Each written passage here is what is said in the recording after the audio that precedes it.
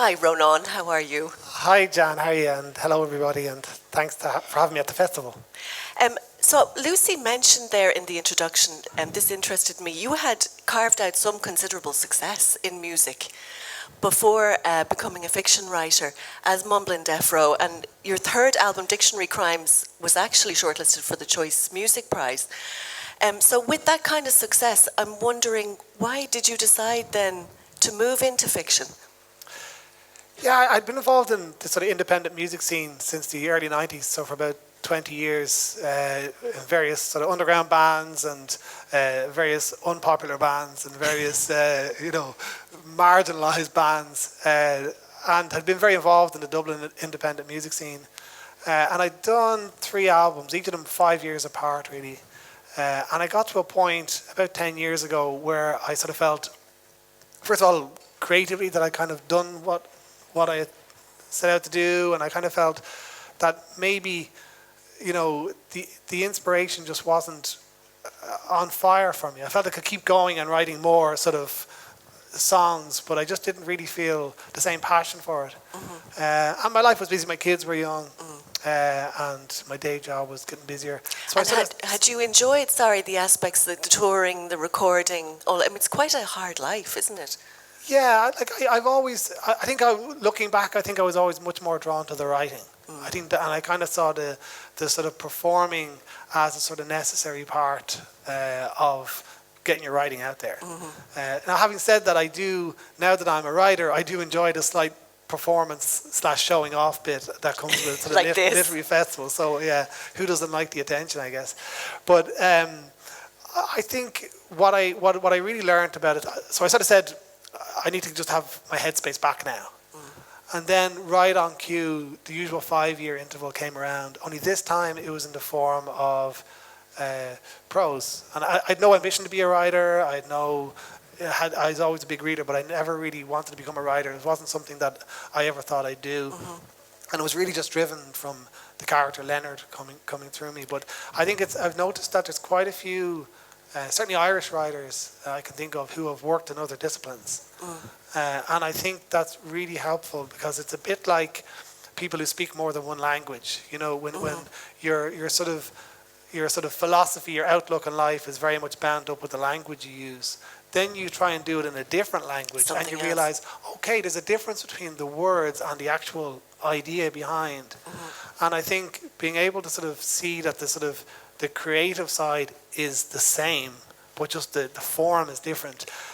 That little distinction is really, really helpful when it comes to writing, because it means you don't try and solve an inspiration problem by messing around with the form. And if the problem is a technical problem with your book, then you don't need an inspiration solution. So having that little bit of learning that from my music days has been very helpful. And I'm 46 now, so I always think, by 50, I'll have done 3 albums, 3 books. Maybe that's half time, You'll just start painting or something. Or the next 50 years, I'll do another 3 albums, 3 books. And every 50 years, that will be my sort of rota. So when you sat down to start this novel, was it all in your head? Was it ready? Did you have the characters there? No, I really just had Leonard. Right. And I was just carrying around this sort of gentle, slightly melancholy character. As I say, I sort of felt I was pregnant with him for a while. And I said, I want to get to know who this character is. I was familiar, the sort of inspiration process was familiar for music, which is that you get these flashes, so just these images, these fragments, and you know that there's a lot more behind them. There's just a sensation to it. So I said I'd try and get to know him, and I had a new diary for the year, so I started writing a bit about him, character study. And after the second day of doing that, I was like, well, why don't I just try and write a book? Because unlike music, where you have to sort of book studio time, you have to sound check a drum kit, with writing you can just do it anywhere. Yeah, and nobody can stop you. So I just decided, but I had no real plan in mind. I've always sort of written that way, where it's a bit like when we had a meal here last night, and driving home on the beautiful but incredibly, it's like driving at the bottom of the ocean. It's so dark, you're going through all these windy roads. But you sort of just, as long as your headlights show you the next 20 or 30 yards, you trust that there's road beyond that. as an act of faith. And likewise, when I was doing the book, I knew what the next chapter and maybe the one after that was, but not beyond that. Right. And I think that's sort of the way. Panenka was a bit more structured, and I've just finished working on the third book that was a bit more improvised that way. And I think that it just keeps you, a bit like last night, not being able to see too far ahead kept me awake. So likewise when you're writing. I think there's sometimes a danger if you overplot and overplan. Overplanning. It's just a question of execution then, and it's not as lively, you know. And Leonard and Hungry Paul, these are two, well, they're gentle people. They're quiet people. Yeah. They're two men who live at home with their parents. They enjoy board games. They don't make much noise. Why did that interest you? Why do those characters interest you? Well, I think I'd come to a point. Well, a couple of things. First of all, I think I'd come to a point where I started to notice quiet people, gentle people. I remember at one stage, I mentioned that my day job was very busy at the time, and I was quite stressed, and I was in a lift with another guy, and he was, I see him around, he's quite a chirpy sort of guy, and he was reading a book, and I said, "Oh, what are you reading?" And he said, "Oh, this," and it was Superman, a book about Superman. And my sort of literary snobbery kicked in a bit about the fact that he was reading Superman. But afterwards, I got out of the lift and I thought, but he's happy and I'm not happy. So there's something I'm missing. And it's one of those things, it's a bit like they say, if you buy a red car, all of a sudden you keep noticing all the red cars. So like once you notice one quiet, gentle person, you start noticing them. You think back to your life, and I start to see that a lot of people who had influenced me in my life or have been a positive force were quiet people. Like we know what loud people think because they tell us. We know what opinionated people think because they tell us. And they never stop telling us. And I began to wonder that maybe the thing that's missing in the world is the perspective of the gentle people who kind of bind the world together in lots of ways. But I've been thinking about that stuff anyway. And I think those few years were not, barren years creatively, because actually I was letting that thought just kind of mature. And I just thought, let's just see how they affect the world. And really that's what the book is about. It's about the way gentle people change the world is very different. What they do is they find out what they can do and they offer it to other people. I saw a story on the news about a guy. He was a dental technician. And he used to go, say on a Wednesday night, outside the GPO in Dublin is where all the queues for homeless people getting sleeping bags, all that kind of stuff. And he would go up and he would take an impression of their gums, go away, make dentures and come back the next week. Right? And he was just quietly doing this for years. So there's a guy, he wasn't purporting to have the solution to homelessness, wasn't making an overarching statement about the world, but he said, well, there's one thing I know how to do that other people find difficult or don't know how to do, so maybe I'll just do that. Or like there's a shoe shop in Dublin called Tara Leathers, and they run a service that if you're homeless and the zip on your sleeping bag doesn't work, they'll fix it for you for free. So again, I noticed how many people I'd come across in life who have that. Yeah. So I wanted to sort of write a story that helped draw that out and to show that in action, really. And do you think it would be, and this sounds like a sort of pejorative word, but when I read some of the reviews, which are all very positive, but the word unfashionable does appear. Do you think that it's unfashionable to write about kind, gentle people? Yeah, I think so. I think there's a certain orthodoxy that's emerged in writing, and I think it's been reinforced by the sort of creative writing industry, that stories are based around drama and conflict. Yeah. So you contrive a drama conflict which you then resolve. Yeah. And whereas that is very much, as far as I can see, very much an Anglophone concept. In other words, in the English-speaking world. Right. Now, 95% of the world's population is from countries where English is not the first language. So when you read literature particularly from Japan, where they have very different structures, and China has very different structures to telling stories. They use a method called Kisho Tenketsu, which is basically story without conflict. So I didn't know any of this when I was writing this at the time, but I've numerous completely unproven and unsubstantiatable theories as to why that is, but seeing as we're here chatting, I might as well share them with you.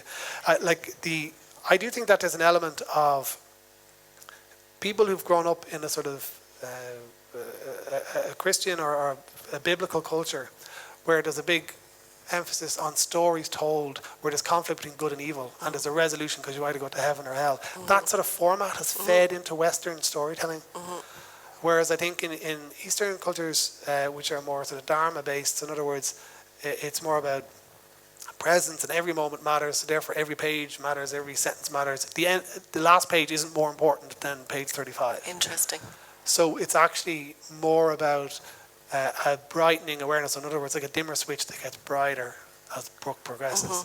So the dynamic is not a car crash in chapter 1, something that gets progressively worse and then is rescued by the end or comes to some sort of resolution. So I think it is unfashionable in that sense. And also the narration is omniscient narrator, which is seen as a very 19th century. And actually when I was writing the book, I thought that would turn off readers or publishers, but I did it anyway, because that's, I think it's the 19th century style, but it's also the narrative style of children's books.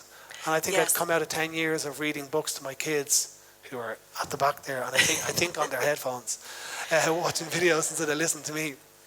But I think after 10 years of omniscient narration, or Bagpuss was a cloth, soggy old cloth cat, that kind of. So I think there's a huge children's book influence on the storytelling. So interesting. And then what I found with that book, it was recommended to me by a friend who'd had it recommended to her by a friend. It was a real word of mouth, sort of slow burn success. Did you find that when it was published? Yeah, like our marketing budget was like 50p. There was no marketing at all. Your publisher, I should mention, is Blue Moose, the English publisher, quite a small publishing house. Yeah, it's a husband and wife team in Hebden Bridge in Yorkshire.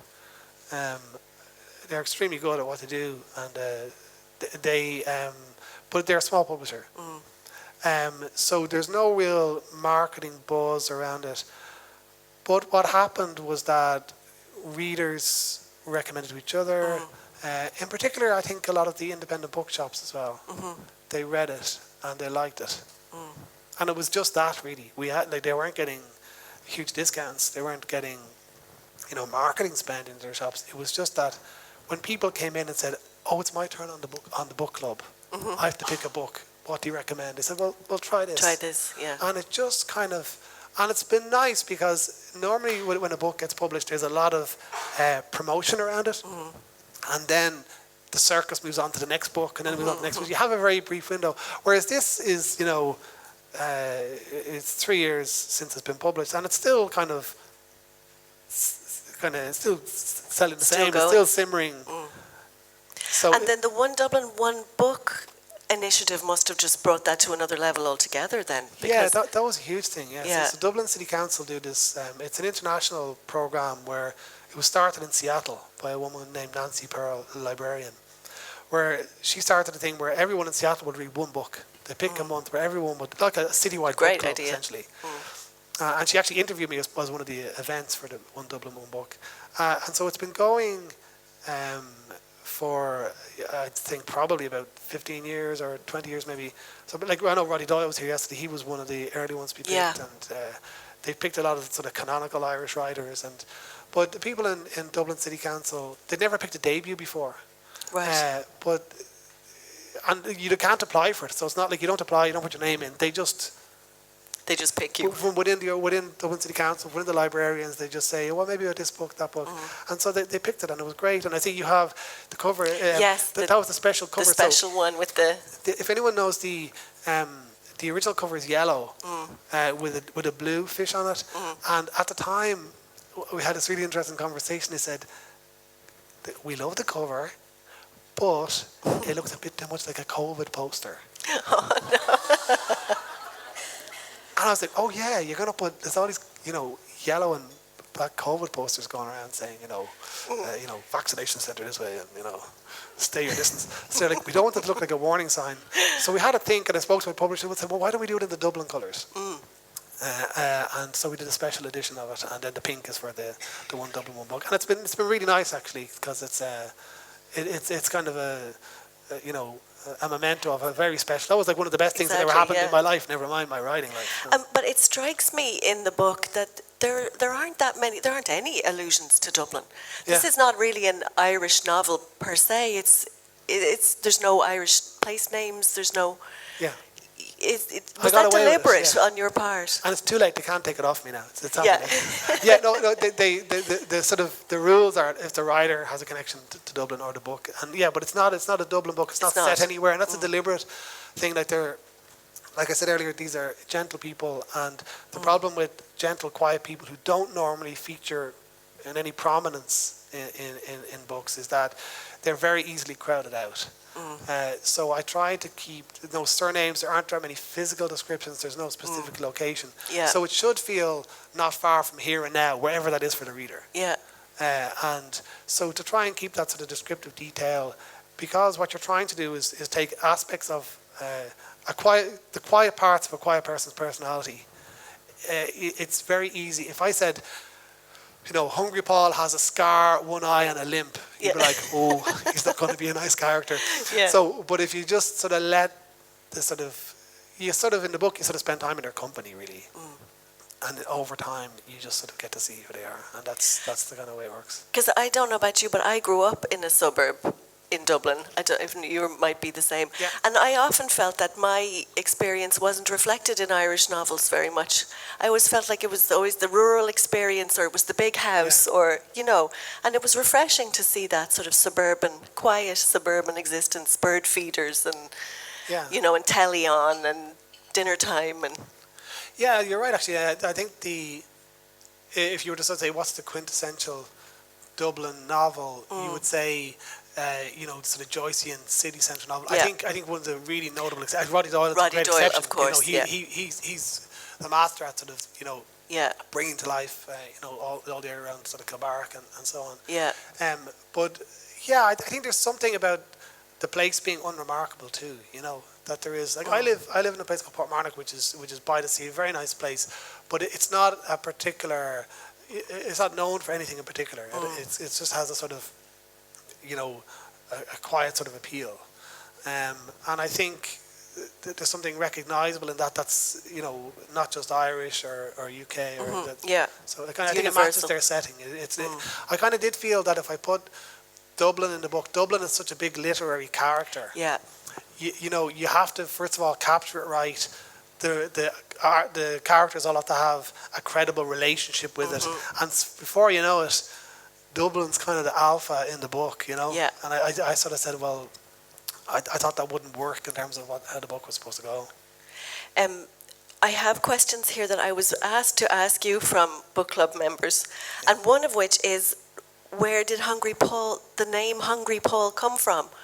She said it's not mentioned in the book why he's called that, and it's driving her mad. So no, some people get really annoyed about that. He's actually in the book. Only the narrator calls him Hungry Paul. Right. He's actually not referred to by name by anyone else in the book. And actually, I thought about taking out the domain name. Only the narrator calls him that.com as my sort of website, because it's top of my FAQs. Yeah, he's called. Where the name Hungry Paul came from is that my wife, who's here today, has an uncle who's a bus driver, and he has two friends, Tall Paul and Hungry Paul.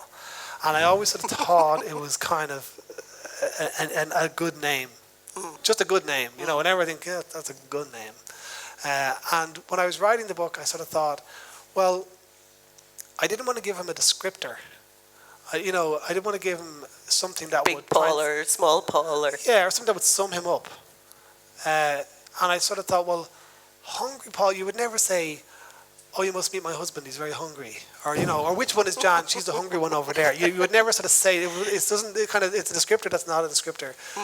And I sort of thought that if you were to end the book by saying, and that's why it's called Hungry Paul, then you would be more or less validating the idea that, you can reduce someone to that.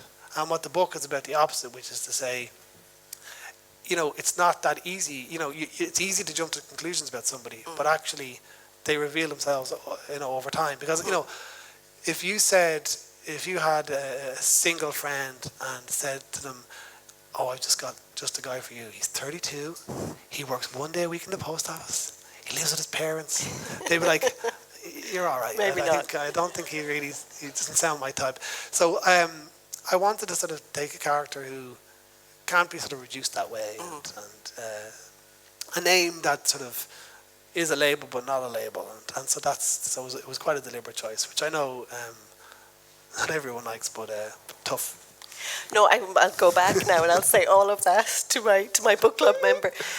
Also, this must particularly delight you because I know you review foreign fiction for the Irish Times, and you were mentioning to me that this is to be translated now. Yeah. Did you say Turkish? Yeah, the Turkish edition has come out. It's also being translated in Germany, Italy, and various other places. So yeah, I'm really delighted about that because just what we were saying about no particular setting, no particular name. So I'm interested to see how it sort of translates. And I do like. I read a lot of translated fiction. I have a lot of respect for translators. And I really appreciate the care they take. And when I look at my own bookshelves, if translators didn't exist, it would only be a fraction of what I could potentially read. So I'm sort of feel very honoured that somebody would translate the book, and I'm interested to see how it translates culturally. Yeah, and just even culturally, like we were talking last night. I see Carmel here. We were chatting last night, and I was saying how I did an interview with a radio station in Dublin, a radio show for the Italian community in Dublin. And the interviewer was saying it would get an interesting reaction in Italy because there's a big issue there with men living at home with their mama, for into their 30s. Yes. It's a very topical subject. So they thought it would get an interesting reaction. So, yeah, I'm really delighted about that. If I were to make a list of 3 things when I wrote the book that I hoped would happen, getting it translated was definitely up there. And the screen adaptation, was that another hope? Because you mentioned that to me as well. Yeah, well, I hadn't really thought it because I'm not really a big TV person, but yeah, it's that's interesting because we're doing some work on a script for it. I'm working with a couple of other people on it, and it's just interesting to go back to the book and to see how it translates because there's so few descriptors on it. To some extent, you're relying on the imagination of the reader to recreate the character. So it's interesting, and also because things like the narration is so prominent, which is not easy to translate on screen, and there's some interesting choices. So, technical. Yeah, and I think it's a bit like for my music days doing a cover version. Where you're trying to preserve the essence of the song, but you want to also play with it. So it's I'm enjoying that side of it. Now, it just strikes me, having talked about it for the last half an hour, we'd never even got a chance to listen to a passage. Yeah. So we should do that now. Are you? Sure. You're happy to read to us from Leonard and Hungry Paul? Thanks. Yeah, this is the American paperback edition, by the way, just in case you're wondering about the cover. So yeah, I'll just start from the beginning. So, chapter 1, Leonard. Leonard was raised by his mother alone, with cheerfully concealed difficulty, his father having died tragically during childbirth. Though she was not by nature the soldiering type, she taught him to look at life as a daisy chain of small events, each of which could be made manageable in its own way. She was a person for whom kindness was a very ordinary thing, who believed that the only acceptable excuse for not having a bird feeder in the back garden was that you had one in the front garden. As sometimes happens with boys who prefer games to sports, Leonard had few friends but lots of ideas. His mother understood with intuitive good sense that children like Leonard just need someone to listen to them. They would set off to the shops discussing conger eels and have a deep conversation about Saturn's moons on the way back. They would talk about tidal waves at bath time and say goodnight with a quick chat about the man with the longest fingernails in the Guinness Book of World Records. But Leonard grew up at a time when quiet, imaginative children did not yet enjoy the presumption of innocence. His mother often found herself having to take his side against ornery teachers who complained that they found it impossible to get through to him. With patient maternal endurance, she would sit by herself at parent-teacher meetings, explaining that, like his late father, he just lacked a eureka face. Even into his 30s, Leonard's mother still liked to fuss over him, buying his favourite ham for lunch, the one with fewer veins running through it, leaving tea by the bedside for when he woke up, and ironing well-meaning creases into his jeans, which Leonard would quietly iron out later. He repaid her thoughtfulness by keeping her company through her later years, and generally including her in the uncrowded bandwidth of his life. Leonard was not exactly sure, but there must have come a point when their relationship grew from a purely filial one into one of partnership. Though an adult son living with his widowed mother is a situation about which society has yet to adopt a formal position, it is clearly seen in second-best terms. Insofar as anyone noticed, they might have assumed that she was overbearing, or that he lacked initiative and possibly a sex drive. In reality, neither sought to limit or interfere with the other, both being independent people who liked their own space and who quite simply got along. Leonard did recall some awkwardness around the suggestion that they go on holidays together, though he was not entirely certain which of them had first proposed it. Mother-daughter holidays are normal, of course, and father-son trips are famously storied as a way to come of age. Mother-son holidays, though, have the connotation that one of them must be a burden on the other. But truth be told, they were well suited as travelling companions. She was a keen walker and a good gallery feat, being able to wander around any reasonable exhibition in its entirety without being distracted by the gift shop honeypot that drew in tired women half her age. They both liked churches, and even though Leonard was not religious himself, much of the world's art is. He would enjoy visiting famous paintings and sculptures in European cathedrals, while his mother would busy herself lighting a candle in the side chapel for her fragile, long-departed husband. She had never really asked Leonard about girls, knowing the delicacy of the subject for him, and also because of her own doubts about whether his apparently celibate life was due to a lack of interest or opportunity. For Leonard, the fact that he still lived at home with his mother led to a certain self-restraint on practical grounds. He had wondered what would have happened had he brought a girl home, only for them to wake up to 2 cups of tea at the bedside the next morning. His mother passed away unexpectedly one midweek night in her sleep, tucked into a duvet with her clothes all laid out for the next morning, her neatness being a sign of her respect for the small things in her life. The doctor noted the cause of death as a heart attack, but emphasized that there were no signs of suffering or drama. He said that her heart must have simply run out of beats. Thank you. Thank you.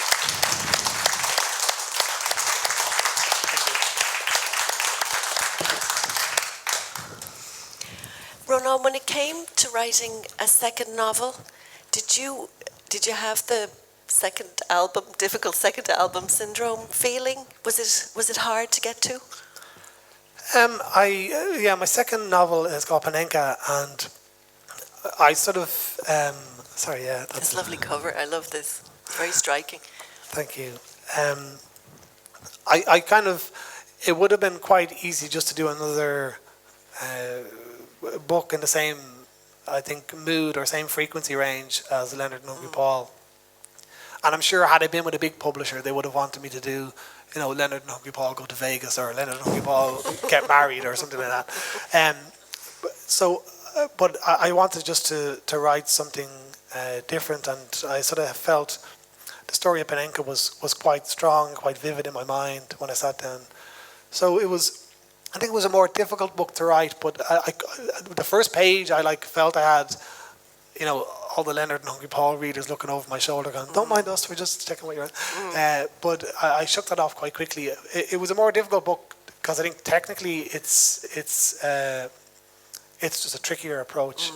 And also it's a sadder book. So I had to kind of, when you're writing, you're often sort of, immersing yourself or bathing in whatever the mood of the book is. And sometimes and you're doing that for sustained periods of, 2, 3, 4 hours of concentration. And that can be, you get the bends when you're immersed in that. So going in and out of that the whole time was more difficult. But at the same time, I learned a lot writing it, and I think that's usually a good sign. I noticed from my music days that if you're in familiar territory, it's probably a sign that you're in shallower waters. So while it was difficult, it wasn't in a sense that Leonard and Hungry Paul had unexpectedly found a readership, and therefore I had to follow it up. I was grateful for having had the experience in music of knowing that whatever you do, you don't try and repeat it. You don't. I always say that if it's the privilege of an artist to disappoint people, you have the right to disappoint people. And I think I've always been drawn to artists of any form, music or writing, where it's on their terms rather than my terms. And I kind of feel I will always sort of write that way, where I would just say, sorry, but this is going to be what my next idea. And can you explain the Panenka for those who aren't familiar? Sure, yeah. So a Panenka is a footballing term. It's a penalty technique, and basically the way it works is in a penalty. For those of you who are familiar with football, it's a free shot at the goalkeeper, and normally what a person would do is smash it with some force to either side so that it won't be saved. And in the 1976 European final, Czechoslovakia were playing West Germany. And Czechoslovakia were actually winning until the last few minutes, and West Germany equalised, and it went to penalties. And it fell to Antonín Panenka to take the final penalty. And he did something nobody had ever done, which is he went up and he just chipped it gently down the middle. So in other words, the goalkeeper just stood there, it just bounced harmlessly off his stomach.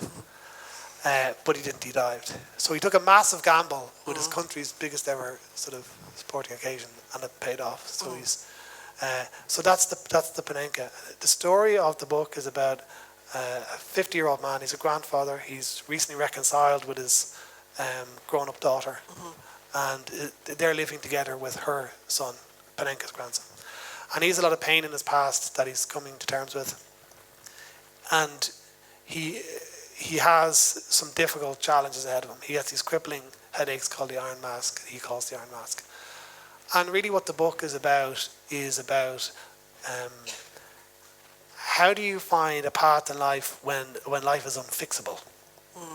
So usually when we have a problem, we try and solve it. We try and work out we solve our problem, and that's what helps us move on. But what happens if the things in your life are not fixable? How do you find? How can you live? How can you find a path? So it uses that sort of background. He's a former footballer. And he himself, that's his nickname is Panenka because he has let the town team down by taking a Panenka, isn't it? Yeah, that's right. So he, in his younger years, that's the story. But I suppose what happens in the book is that although there was a huge fallout to that mistake, when a sporting mistake, it's actually how he internalizes that.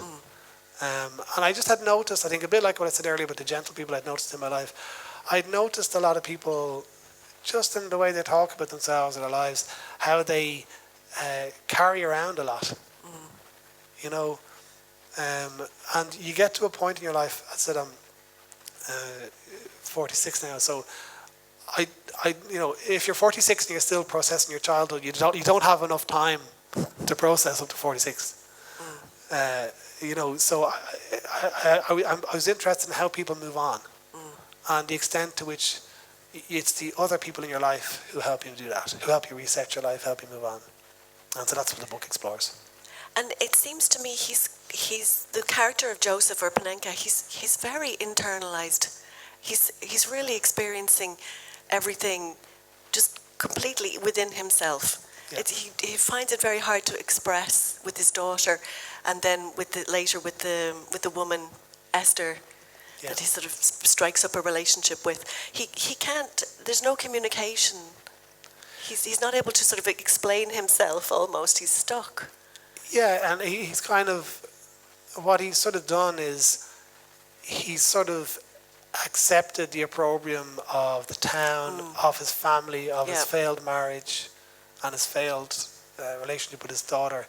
He has more or less tried to deal with that, or tried to, but ended up not dealing with it by just absorbing it into himself in a sort of misguided attempt to protect other people. And what's that's led him to sort of dig a sort of deeper groove in his life and to repeat the same patterns over and over again. Yeah. And what he sort of learns in the book, or what he needs to learn in the book, is how to break that cycle, how to break out of that, and how that can become sort of self-reinforcing. And it's something I think people do a lot. I think people do blame themselves a lot for things. People are very hard on themselves, I think. And I think there has to be some way of letting that go and setting it down. And that's what the book explores. And initially, you mentioned as well that he's suffering from these terrible headaches that he gets at night, which I think are really well written. Thanks. Just as an aside, do you suffer from headache? Because it seemed so sort of visceral. No, I don't. It's not. It wasn't a personal experience. No, it's brilliantly written. It was really just trying to. He gets these sort of. He has a brain tumor, so he gets these really strong headaches, but they're on his face, and he described it as iron mask, and that's kind of why we picked this painting, actually, because it kind of conveys. I don't know if anyone can see that. So I'm like a ring girl at a boxing match, so that's in a way a physical sort of manifestation of sort of a lot of what he puts on himself, sort of internally. I don't know, for some reason it just was a very strong prompt when I was writing the book, that I want him to have, not just to be, I'm carrying around my past, and I wanted something more immediate in the present, which kind of added just an extra bit of urgency around what he was trying to deal with. And it struck me in this novel and in Leonard and Hungry Paul that the female characters in your books, I don't have to say, maybe they are more emotionally intelligent than the men. They seem to be able to negotiate life's problems better, or at least articulate them a bit better. Do you think, is that fair to say? Is that something you feel? I think that's true about the book, maybe about real life as well. And I think in this case, he meets Esther, and Esther has been through.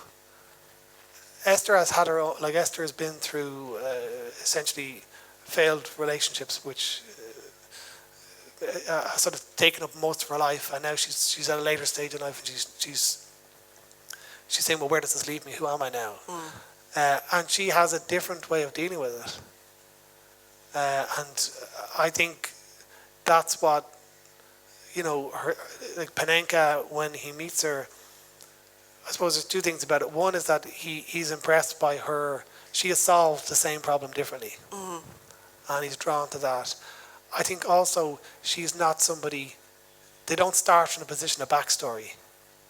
They take each other as they are. And, she makes the reference, I don't want this sort of tour guide version of you where you tell me all your base facts and we kind of build from there. I get to know what you're like now, and then I can fill in the other stuff as we go. And I think her emotional sophistication, I think, comes from, to some extent, her acceptance of the reality of where she is, but also I think she has just got a different temperament. And I think something I often try to do in the books is I put the characters together in different combinations. So in other words, it's not always just Rónán and Jan. It's like you see Rónán in every different combination, and you're kind of like walking around them like a statue a bit. And you see how different people bring out different sides to them. So I'm interested in the extent to which, and I think in characterization that's really important. I think often characterization is in novels is approached on an individual basis. We need to know everything about this character. What's kind of more important is what's catalyzed in them from the presence of other people. And I think what she does, she's enough of a connection that she glimpses briefly that she knows herself and Panenka have been through something similar. Yeah. And that's enough. That's enough. She doesn't need the rest. And then I love the way he is with his grandson, because I really like the way you write children. The same with Patrick in Leonard and Hungry Paul, and then with Arthur in this book. I like the way that you sort of give him agency, like he's a person, he's not just a child in a book. Yeah, well, Arthur is based on Jacob, who's sitting there, who's in the guy in headphones at the back there. He probably loves hearing that. And Patrick is kind of based on Thomas. So, I wanted to sort of write, because I often think people, I said in the book, people don't really go to therapy about their bad grandparents. Yeah. It's almost like it's a shame we can't be grandparents first and then become parents, because Yeah. grandparents are always good at The it. best, yeah. You know, parents are a bit more hit and miss. And I think one of the reasons for that is perhaps when you're a parent, there's such, you're trying to fulfill a role so much, and you're constantly trying to not turn your children into monsters. Grandparents don't really worry about that so much, and the children don't turn into monsters anyway. So I felt it was kind of a free, you got to show, it was almost like the counterfactual Panenka. It's like, what would Panenka have been like if all that stuff hadn't happened? Yeah. So he's here with Arthur, and like it's important when writing children as well. There are some cliches to avoid. You have to avoid the wise child. You know, you have to avoid. You know, you have to, like, children are really smart as well. They're really, really smart, and you know, Jacob would have always complained to me that he sort of never sort of. You know, like you have like a movie or a book, and the grandma's like, oh look, I found this shell, and this comes from, we're all made of stardust. And the child goes, wow, isn't the world cool? And he kind of says, well, that's, you know, in the meantime they're watching, you know, YouTube videos with. They're like, yeah, leave me alone. Yeah, they're kind of very sophisticated, you know. So I kind of wanted to get something in there about, you know, just their everyday hanging around and their conversations. You get the dynamic of, you know, how Arthur pieces the world together. You know, often kids have, you know, 3 of the 4 key pieces of information, but they're missing the 4th. But they'll construct a logical idea. Yeah. But it's logical but wrong, and that kind of gives it that lovely quirkiness, you know. Yeah, I really like that character. And also, it also struck me then, reading the book, that despite our national obsession with sport, there's very little sport in Irish novels. Yeah. You can probably, someone will probably correct me now, but I couldn't think of a novel with football in it even, or. Yeah, it's something. That's one of the reasons. A bit like with Leonard and Hungry Paul, I wanted to write about gentle people because I felt it wasn't really as prominent. And likewise, you know, there are, I think, 3 billion or 3.5 billion football fans in the world. So I think I always sort of felt that if people were trying to reconstruct our civilization from our bookshops, they, you know, excavated a bookshop, and they said, well, they would never know football existed, and they would think, you know, in this civilization, 50% of the people were creative writing teachers. Yes. And so I kind of wanted, and I know there's an aversion to football in books. That's why there's no football on the cover. So to trick you into buying it, and then you find out afterwards. It's not a football book as No, as there such, isn't actually that much football in it. But I've always sort of felt that, like, when, you know, the earth split from Pangea, you know, that all the book people were on one continent and all the football people on the other continent, and they never really meet. But there is a great tradition of sports writing in the US, for example. Yes. You know, and I think there are some really, like, I think Adrian Duncan has written really well around about football, his collection Midfield Dynamo. There's a lot on baseball in American fiction, isn't there? Yeah, and in Japanese as well. The baseball be there, and so you can. And it's funny, you could write a book about ballet, and non-ballet people wouldn't be put off by it. Yes. But football is kind of a bit more divisive. So, but I kind of wanted to take that on. I kind of felt that there was a need.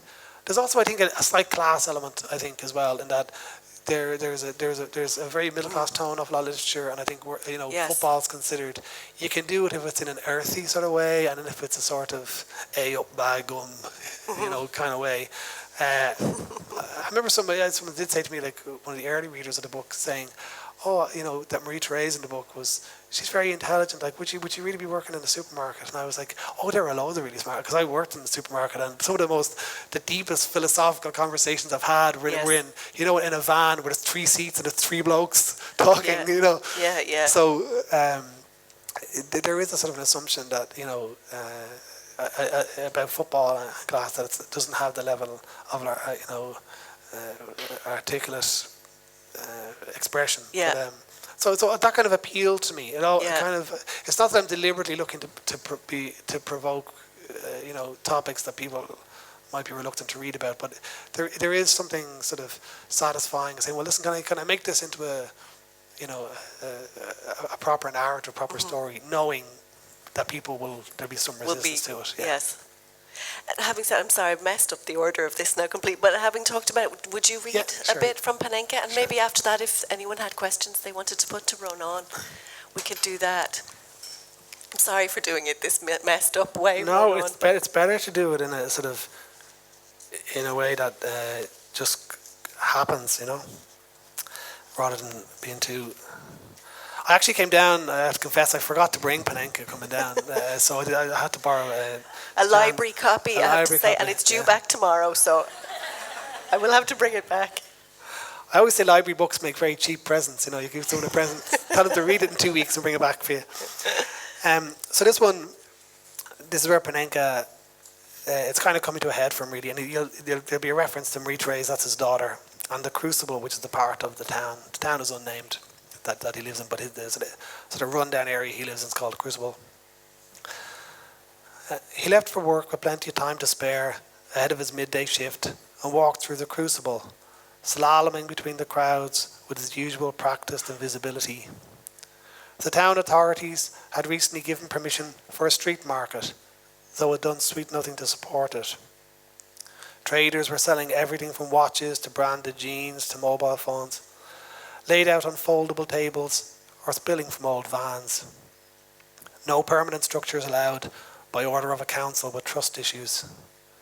Panenka had seen this type of initiative before. The council would let it run for a while as a way of flushing out the black market before shutting it down and confiscating everyone's goods. The traders knew what was going on, but would take their chances for as long as it lasted.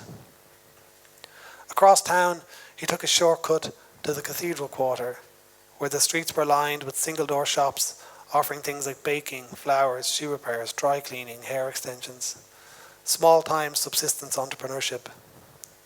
He stalled outside a barber shop, wavering over whether he had time for the haircut he had promised Marie-Therese, and feeling conflicted about going somewhere other than Donny's.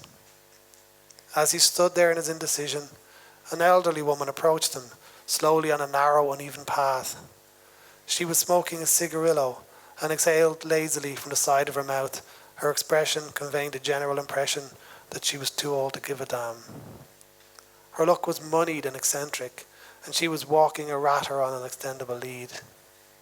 Though it was warm, she wore a nicotine yellow fake fur coat and a red beret with a white bauble like a pimple. She made no concession to him as he stood sideways to let her past, but he didn't take offence, momentarily hypnotised by that weird charisma unique people have.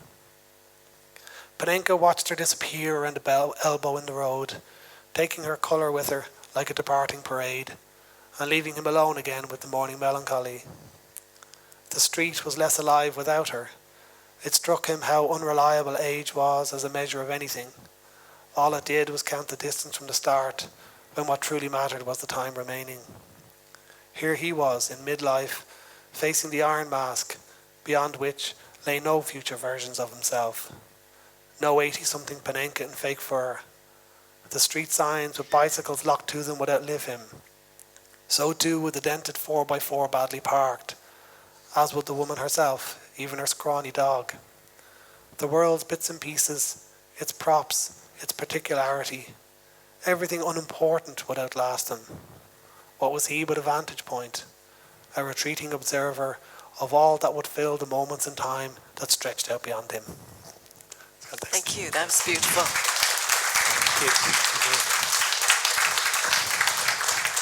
That's a lovely passage from the book, actually. And would anyone like to ask Rónán a question? Well, we have him here.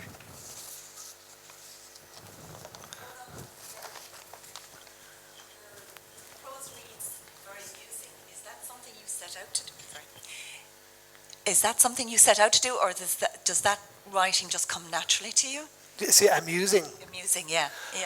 Yeah, I think with Leonard and Hungry Paul, certainly the humour, you know, as I said, I have young kids, so if you have young kids, you're on a daily basis, you're told you're not funny. So part of it was just me bashing away at the laptop, chuckling away to myself. Yeah, I suppose humour can be kind of risky in a book, but I kind of felt it was sort of just naturally there. You kind of just have to let it come through, and sometimes it's just suggested by the scenario or an aside, or and something just feels kind of naturalistic to me about humour. You know, that when we talk to each other, we're always sort of throwing in lightness or jokes, and I think you know, even when I'm reading myself, I often miss that in a book where there's kind of like sometimes a monotone seriousness throughout a book. You know, even some very heavy subject books can still have just those little light touches, and it just gives a little bit of contrast, I think, as well. But it's kind of melancholy in both books as well. I think it needs something to sort of set it off as well. So, but it's not a conscious thing. I think it just suggests itself, and you just see it's there, and you just gently thread it in. I think, yeah. Thanks. I did feel there was a tonal shift with Panenka, maybe just a little bit darker. Yeah. A darker feeling.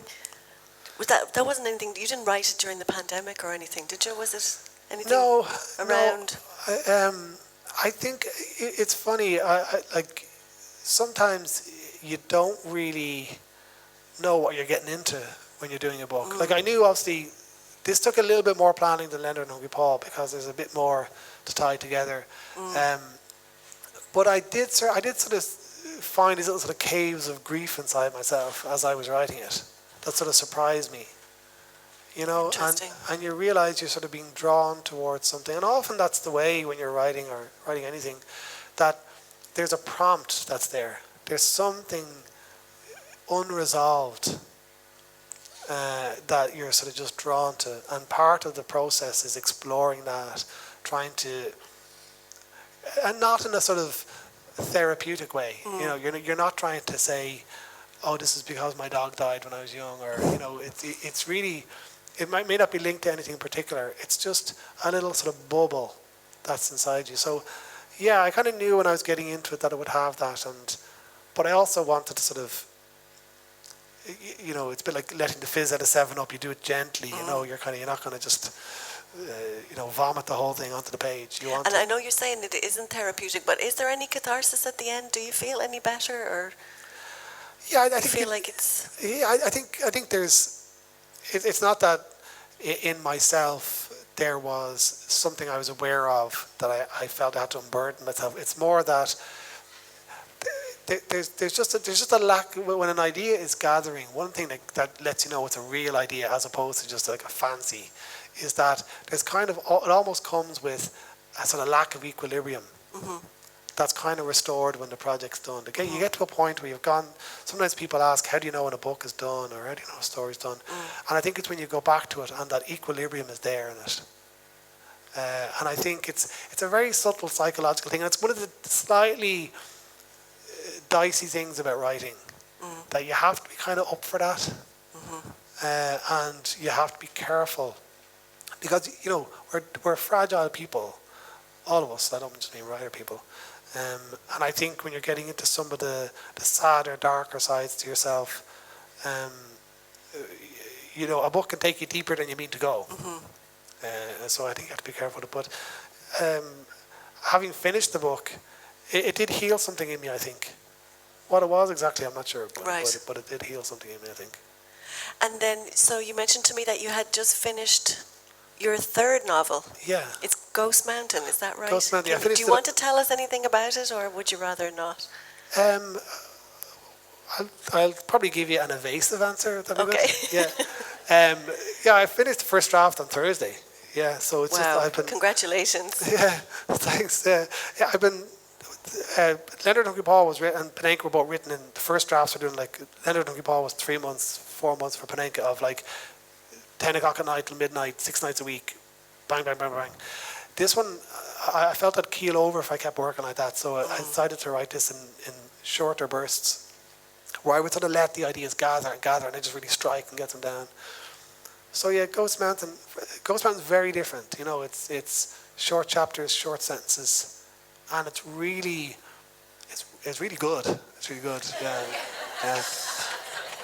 It's come out really well. I'm really happy with it. That's great. Yeah, and I loved writing it. Can't wait to read it. I would have kept going actually, but I sort of felt the story was coming to. It needed it needed to be finished.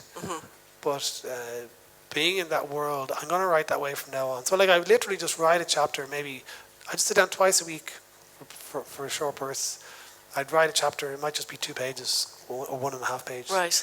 and then I'd read it to my wife, and she'd go, "That was nice," and then I'd do another one, and you do that 100 times, and you have a book basically. Right. You make it sound so easy. Well, I suppose I think the hard part is the gathering of the ideas. You know, and I think one of the things that can make writing very difficult is that you're focusing on the writing, but the ideas aren't ready yet. So it's like when if you're trying to pick blackberries, you go out every day and pick them. You're never going to have enough for a pot of jam. Just leave them, and then one day you'll go and just pick loads of them. You have loads of jam. So the patience is the hard part, and it's hard not writing. But I've learned over the years that you get better at tuning into when it's ready. But it's a lovely way to write, and it means you've kind of, like, I wrote it just over a year. It took me 13 months. Right. And I feel fresh after writing Ghost Mountain, whereas I felt spent after writing the first two. Interesting. So I think it's a more sustainable way. The book, it's really heavy on imagination, this book, you know, and it's very, there is an oddness to it that hopefully doesn't seem contrived, but it's I'm really happy with it. And when is that out, Rónán?